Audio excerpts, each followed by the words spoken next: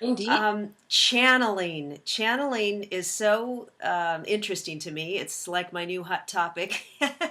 I interview a lot of channelers, and it seems to me there seems to be a lot more people channeling these days. And I'm trying to open myself up. I can connect with my angel, as you know, on my board, and the way I kind of channel things through that way. And I'm trying to get off the board now.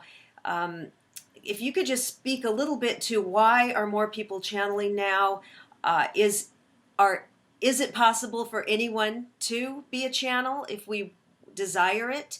And any tips on that? Hmm. Hmm. And we know how much you do enjoy this topic, and so many are at this time. And that is a wonderful thing we say, of course, because it is in part, as is said, we signed up for it too. So the experience of channeling, as you are calling it, and it has been forever on this experience of being human for millennia upon this earth. There has always been an availability, the meaning that you all are living in an experience of belief about that you are here on this earth and that that is all there is. Channeling has exponentially, what you would say, blown up in the last number of years. This particular time in what you would say 2016 has been long in anticipation for the growth spiritually, for the awakening spiritually for so many millions and millions of people. What we have said in the past even is that this time was always the beginning. It is like the how would we say that? It is like starting the fire and watching the flames grow when you have put it only on a little piece of paper over in the corner, and then it becomes a roaring fire once it catches. And this is a very good way to perceive this experience called channeling. We say in the next 15 to even 20 and 30 years, there will be channelers that will be authentically, truly channeling and allowing for divine inspiration and divine experience to move through them. And it will be, we have just recently said a number of times, the experience of like picking up the telephone. You will pick up the telephone, you pick up the telephone, and we say instead of picking up the telephone, you will sit to have the channeling experience. So it is a mode of communication. If other being many people can, let us reframe. There are many people who are essentially wired for it at a very strong lifetime level.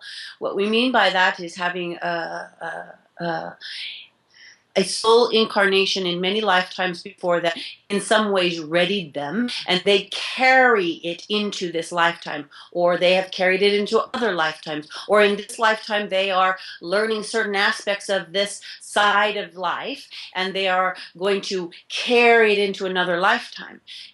So there are millions of people who are going to be experiencing channeling and able to be, quote, channeling.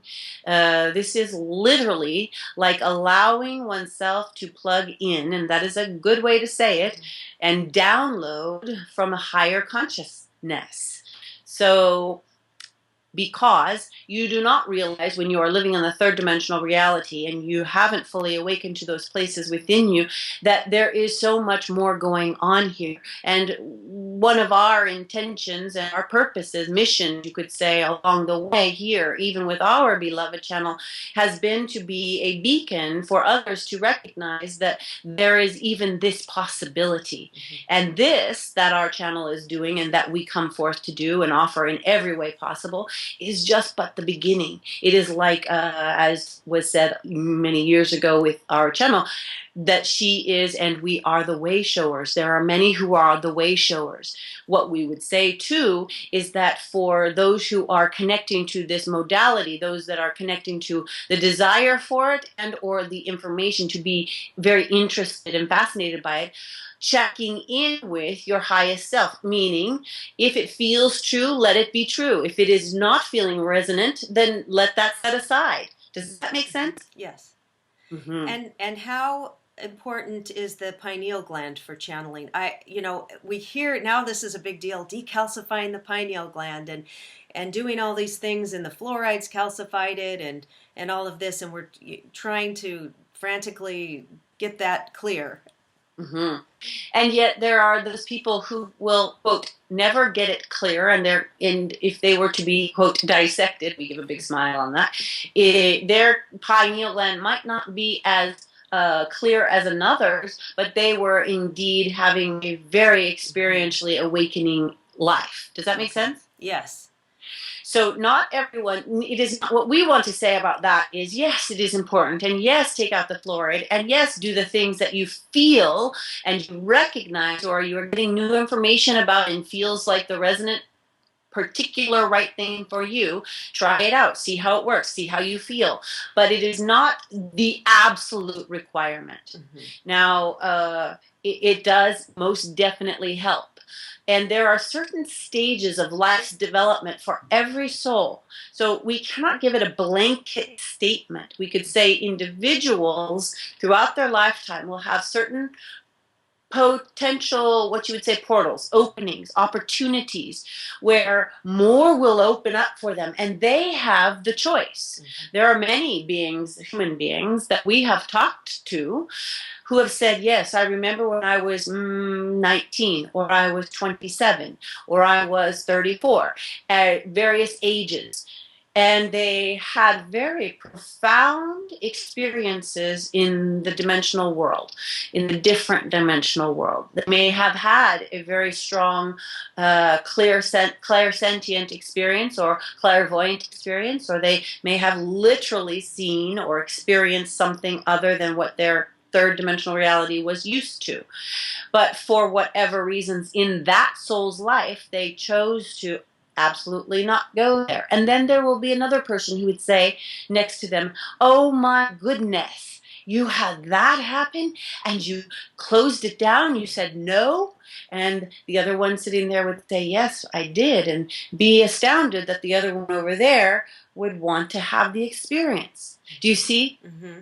Yes. It is truly a soul's individual experience and their desire for the greatest expansion in their lifetime for the soul, not just the human living experience.